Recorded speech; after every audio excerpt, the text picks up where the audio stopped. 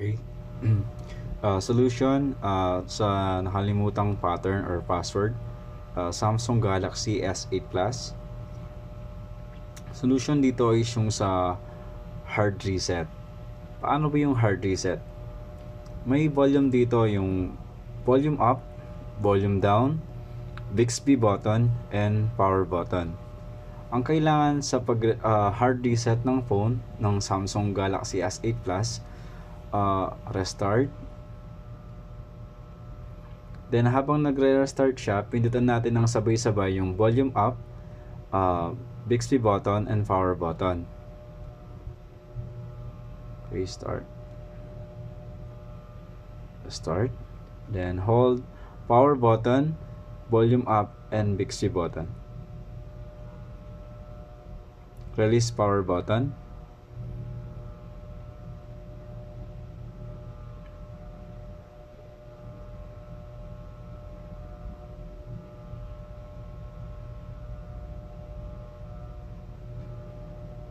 Continue holding volume up and Bixby button.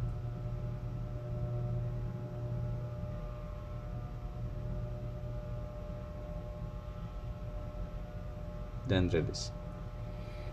Okay, sa Android recovery, hanapin lang yung wipe data or factory reset. Magagalaw siya using volume down or volume up. Then nung pagpili ng item is yung sa power button. Okay, volume down, wipe data or factory reset, ito. Then power button to select. Then yes. Okay, reboot system now.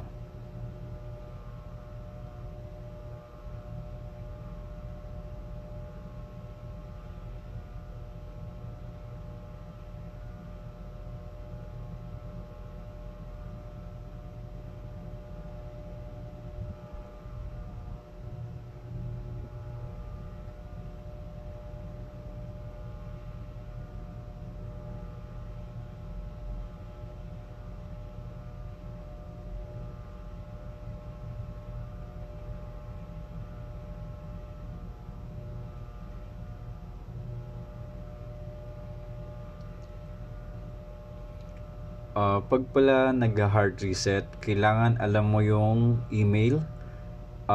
Kasi pag nandun sa recovery, kailangan mong malagin ulit yung email na nakalagay dito sa mismong phone. Kung hindi mo na alam, ang kailangan gawin nun na solution is yung sa Google Bypass or reprogram. Pero kung wala namang nakalagay na email dito sa phone, tuloy-tuloy lang naman siya sa start para mag-start. Hintayin lang natin siyang mag-start. Na medyo matagal kasi nga hard reset.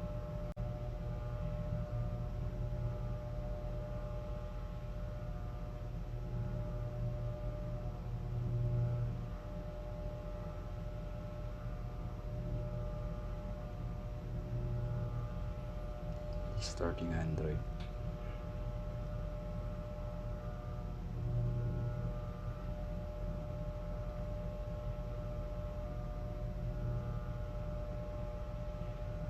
Okay.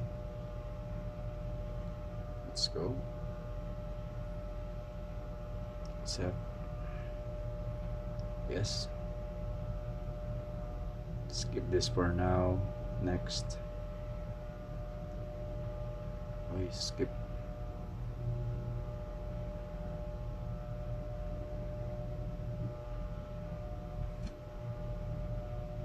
Or accept.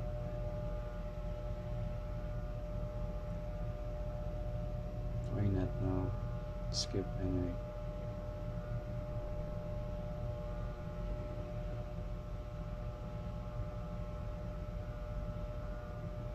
Skip. Skip. Finish. Yun. Nawala na yung password or pattern na nakalagay kanina. Ang password na lang niya ngayon is yung sa swipe. Okay na. And subscribe to my channel. refer cellphone PH, and click the notification bell for more videos. Thank you.